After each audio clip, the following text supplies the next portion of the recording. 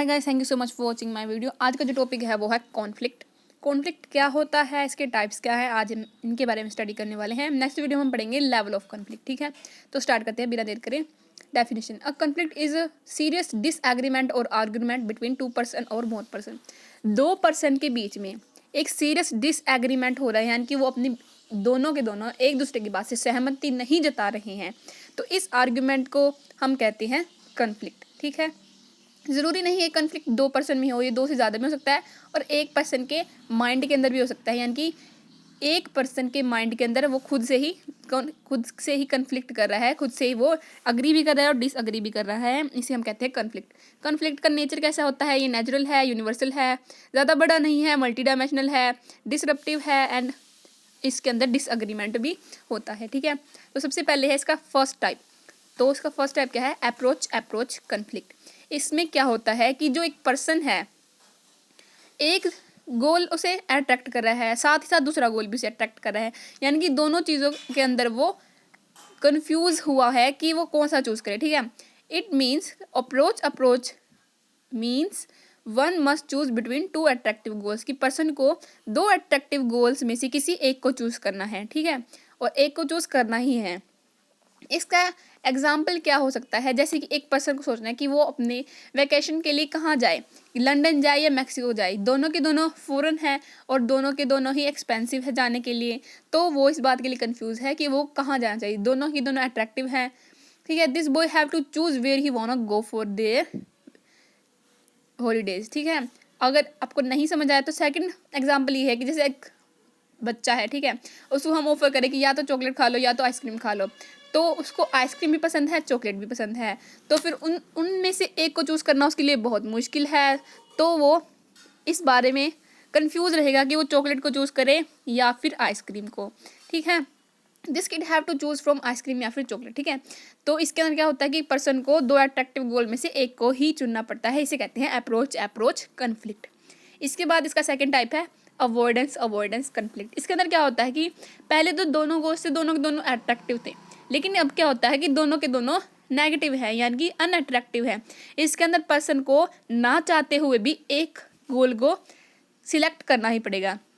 Avoidance conflict occur you must choose between two unattractive goals. जैसे कि अगर हम फ़ोन चला रहे हैं तो मम्मा क्या कहेगी? मम्मा कहेगी वर्क कर लो, यानी कि कोई झाड़ू पोछा बर्तन कर लो। ठीक है, और दूसरा कहेगी या तो पढ़ाई कर लें या फिर घर का काम कर लें। तो अगर हम फ़ोन चलाना चाहते हैं तो हम ऑफ कोर्स कहेंगे कि हम ना तो मेरा पढ़ाई में इंटरेस्ट है और ना घर के कामों में, लेकिन फिर भी हमको एक करना ही पड़ेगा। ठीक है, इसे कहते हैं हम अवॉइडेंस कन्फ्लिक्ट। थर्ड है अप्रोच अवॉइडेंस कन्फ्लिक्ट। इसके अंदर क्या होता है कि जो गोल पर्सन को अट्रैक्ट कर रहा है वही गोल उसे डिस्ट्रैक्ट भी कर रहा है। Approach avoidance conflict: in this conflict a person is attracted and repelled by the same गोल। ठीक है, इसके अंदर क्या होता है कि पर्सन जिस गोल से अट्रैक्ट हो रहा है उसी की जो पॉजिटिविटी है उसे अट्रैक्ट कर रही है और उसी गोल की नेगेटिविटी उसे रिपेल कर रही है। जैसे कि अगर कोई पेशेंट है शुगर का, अगर हम उसे आइसक्रीम ऑफर करें तो उसके मन में क्या सवाल आएगा? सबसे पहले तो ये आएगा कि आइसक्रीम टेस्टी तो है लेकिन ये शुगर को इंक्रीज़ करती है, यानी कि उसकी जो टेस्ट है आइसक्रीम का उसे पॉजिटिवली अट्रैक्ट कर रहा है, और लेकिन शुगर इंक्रीज़ होगी ये नेगेटिविटी उसे रिपेल भी कर रही है। सेकंड एग्जांपल हो सकता है कि अगर कोई लेडी है, वो पूरा वर्क करने के बाद उसके ऑफिस में पार्टी है तो वो पार्टी के अंदर भी जाना चाहेगी, लेकिन जो उसका जो सेकंड फेज है जो उसे क्या कहेगा कि I am tired, I don't want go. ठीक है, तो जिस पार्ट से वो अट्रैक्ट हो रहा है वही चीज़ उसे रिपेल भी कर रही है। इसे कहते हैं अप्रोच अवॉइडेंस कन्फ्लिक्ट।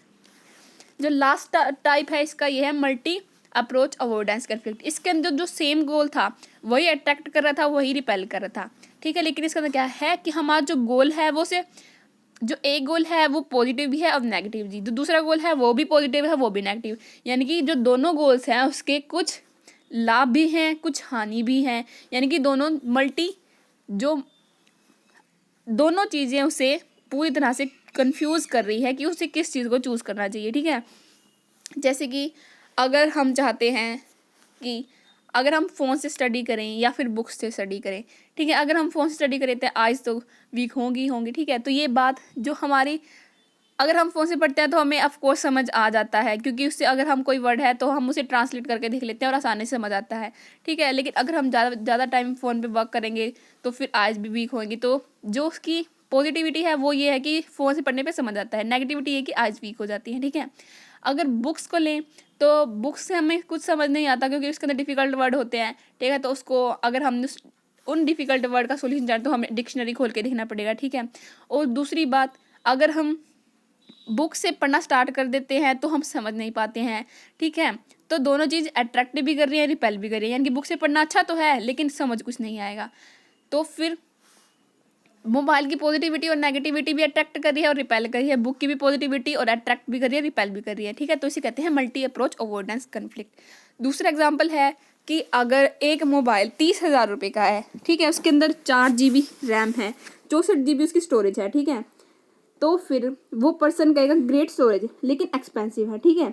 तो दूसरा फ़ोन 10,000 का है, वो सस्ता तो है लेकिन उसकी स्टोरेज कम है और 2 GB रैम है, ठीक है। तो वो पर्सन इस बात में कंफ्यूज रहेगा कि जो दूसरा फ़ोन है वो सस्ता तो है लेकिन उसकी जो क्वालिटी है वो अच्छी नहीं है, ठीक है। और जो दूसरा फ़ोन है उसकी पॉजिटिविटी ये है कि वो उसकी स्टोरेज बढ़िया है, लेकिन नेगेटिविटी ये है कि वो बहुत एक्सपेंसिव है, ठीक है। तो पर्सन इस बात में कंफ्यूज रहेगा कि वो दोनों चीज़ों से गोल, जो दोनों गोल हैं वो उसे अट्रैक्ट भी कर रहे हैं लेकिन रिपेल भी कर रहे हैं, ठीक है। इसे कहते हैं मल्टी अप्रोच अवॉइडेंस कन्फ्लिक्ट। तो आज हमने पढ़ा कन्फ्लिक्ट की डेफिनेशन, इसका नेचर, इसके 4 type, approach conflict, avoidance conflict, approach avoidance conflict and multi approach avoidance conflict. आज के लिए इतना ही दोस्तों, थैंक्स फॉर वॉचिंग।